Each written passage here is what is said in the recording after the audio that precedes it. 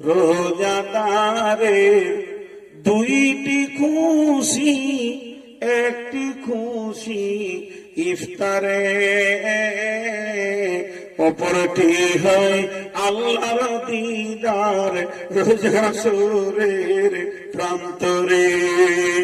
এত সুন্দর মধুর ডাকে যে জন সদা লুকিয়ে থাকে, রোজ হাসরে কানবে সেদিন, পাবে না কো আল্লাহর দান, আসছে সামনে রমজান। সেই কঠিন কিয়ামতের দিনে আল্লাহ তাবারক ওয়া তাআলা তার বান্দা বান্দি যারা রোজা রেখেছিল তাদের সঙ্গে মুলাকাত করবেন।